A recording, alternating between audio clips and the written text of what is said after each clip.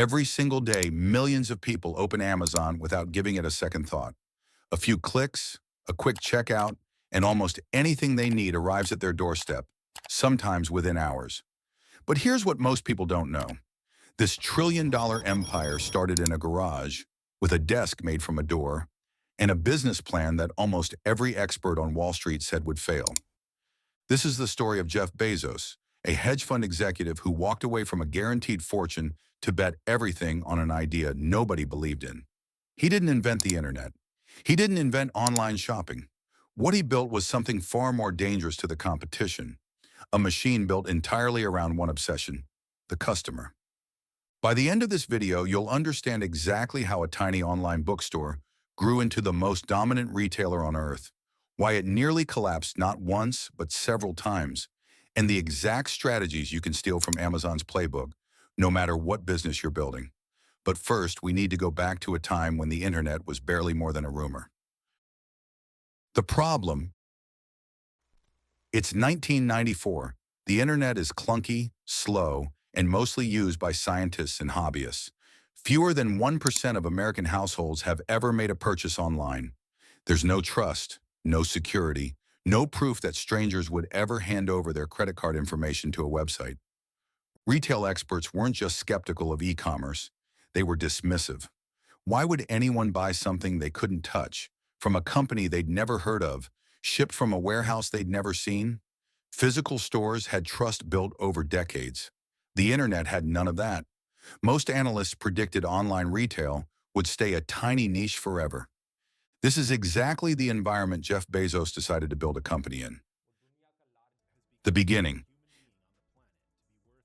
Bezos was working at a hedge fund in New York, earning a six-figure salary with a clear path to becoming a millionaire. Then he read a statistic that changed everything. Internet usage was growing by over 2,000% a year. He realized that whoever moved first into online retail would have a massive advantage. So he quit his job and famously told his boss he wanted to be part of something big, even if it meant failing.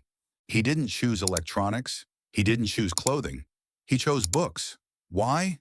Because there were more items in print than in any other product category, and no physical bookstore could ever stock them all. Online, Amazon could offer a catalog that no Barnes & Noble location could compete with.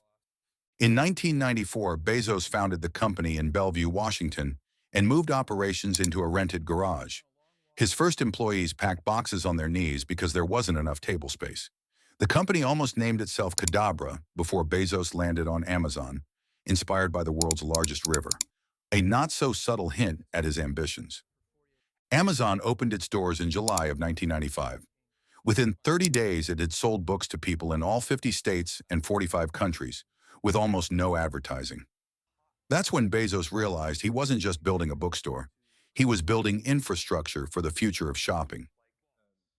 In 1997, Amazon went public, raising $18 million, with shares priced at $18 each. Wall Street was cautiously optimistic, but many investors still saw it as a risky bet on an unproven industry. Bezos had a different mindset. In his very first shareholder letter, he told investors this would be a long-term game and short-term profits would take a backseat to growth. That single decision would define Amazon for the next 2 decades. Books were just the entry point. Amazon expanded into music, then movies, then electronics, then practically everything.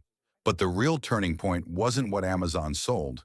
It was how Amazon made buying effortless. In 1999, Amazon launched one-click ordering, a feature so effective at reducing friction that it was granted its own patent. Customer reviews came next, allowing shoppers to trust products before ever touching them, something traditional retail could never replicate. Both of these small features quietly rewired how the entire world would shop online. But the moment that truly transformed Amazon came in 2005 with the launch of Amazon Prime. For $79 a year, customers got unlimited 2-day shipping. On paper, it looked like a losing proposition. Shipping costs alone would eat into profits. In reality, it was one of the smartest psychological plays in retail history. Once customers paid for Prime, they wanted to get their money's worth. So they bought more, and they bought it exclusively from Amazon. Today, Prime has over 200 million members worldwide. and Prime subscribers spend significantly more per year than non-members. Behind the scenes, Amazon was making an equally aggressive bet on infrastructure. The company built massive fulfillment centers across the country, warehouses so large they could hold millions of items and ship them within hours, not days. This wasn't cheap. It required billions of dollars in capital investment at a time when Amazon barely had any profit to show for it.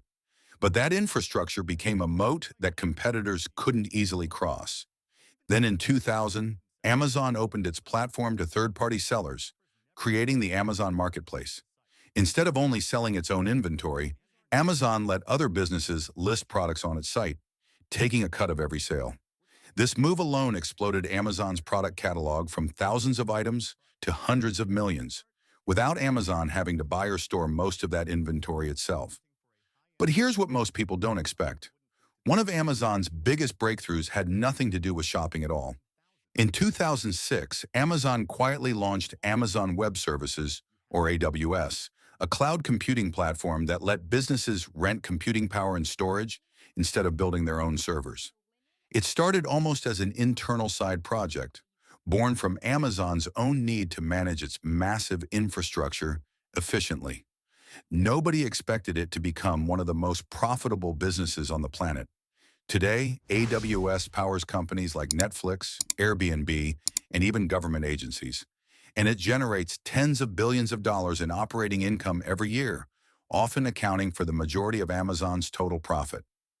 Amazon also released the Kindle in 2007, a bold move that risked cannibalizing its own physical book sales. Bezos didn't care. He believed that if anyone was going to disrupt the book industry, it should be Amazon itself, not a competitor. That willingness to attack its own business became one of Amazon's most repeated strategies. By the 2000s, Amazon had expanded globally, launching operations across Europe, Asia, and Latin America, while continuing to grow into groceries, streaming, smart home devices, and even healthcare. What started as an online bookstore had become one of the largest companies in human history. The business model. So how does all of this actually make money? Amazon runs on several revenue streams working together. Retail sales, where Amazon buys and resells products directly, still make up a huge portion of revenue, but carry razor-thin profit margins.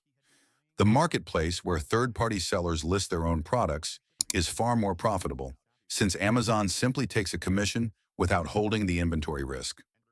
Prime membership fees create a steady, predictable stream of recurring revenue, while also locking customers into the Amazon ecosystem. Advertising has quietly become one of Amazon's fastest-growing and most profitable divisions, as brands pay to appear at the top of search results on the world's biggest shopping platform. And AWS, despite representing a smaller slice of total revenue, generates an outsized share of total company profit, essentially subsidizing Amazon's razor-thin retail margins. Competitive advantages. Amazon's dominance isn't an accident. It comes from a set of advantages that reinforce each other. Scale allows Amazon to negotiate better prices, build cheaper logistics networks, and absorb losses that would bankrupt smaller competitors. Network effects come into play too. More customers attract more sellers. More sellers create more product selection, and more selection attracts even more customers. It's a cycle that gets stronger the bigger it grows. Then there's logistics. Amazon's fulfillment network is so vast and efficient that competitors need billions of dollars just to attempt to match it. And finally, data. Amazon knows what you searched, what you almost bought, and what you're likely to want next, allowing it to personalize recommendations in a way most retailers simply cannot match. The challenges. Amazon's story isn't just a straight line to success. During the dot-com crash of 2000, Amazon's stock collapsed by more than 90%, and many analysts openly predicted the company would go bankrupt. Bezos had to make brutal cost cuts just to keep the company alive. For years afterward, Amazon operated on razor-thin profit margins, reinvesting nearly everything back into growth instead of paying out profits, a strategy that frustrated some investors, but ultimately built the empire we see today. But that wasn't the biggest challenge. As Amazon grew larger, it attracted intense criticism over how it treated warehouse workers, along with government scrutiny and antitrust investigations, questioning whether the company had grown too powerful for fair competition. Regulators in the United States and Europe have investigated Amazon's marketplace practices, and lawsuits continue to shape how the company operates. On top of that, competition never stopped coming. Walmart pushed aggressively into e-commerce. Alibaba dominated markets across Asia. Shopify empowered smaller businesses to build their own online stores. And newer players like Temu have undercut prices in ways that pressure Amazon's marketplace once again. What happened next changed everything about how Amazon responds to threats. Instead of resting on its dominance, Amazon has continued acquiring companies, investing in robotics, artificial intelligence, and even grocery retail through its acquisition of Whole Foods, constantly searching for the next advantage before a competitor finds it first. Key lessons. So what can entrepreneurs actually take from Amazon's rise? First, obsess over the customer, not the competitor. Bezos famously said that focusing on customers keeps you inventing, while focusing on competitors only makes you react. Second, be willing to sacrifice short-term profit for long-term dominance. Amazon spent years reinvesting nearly everything it earned, betting that scale would eventually create profits no competitor could match. Third, don't be afraid to disrupt yourself. The Kindle risked hurting Amazon's own book sales, but Bezos understood that if disruption was coming, it was better to lead it than to be a victim of it. And finally, build infrastructure, not just products. Amazon's warehouses and AWS servers became more valuable over time than almost anything it ever sold directly. From a rented garage in Bellevue to a company reshaping how the entire world shops, works, and even streams entertainment, Amazon's rise wasn't luck. It was a series of calculated bets, painful sacrifices, and a relentless obsession with the customer experience above everything else. But Amazon's story is far from finished. With growing regulatory pressure, rising competition, and questions about how much bigger one company can really get, the next chapter might be the most unpredictable one yet. So here's the real question. Is Amazon truly unstoppable? Or is the next disruptor already quietly building in a garage somewhere, waiting for its moment?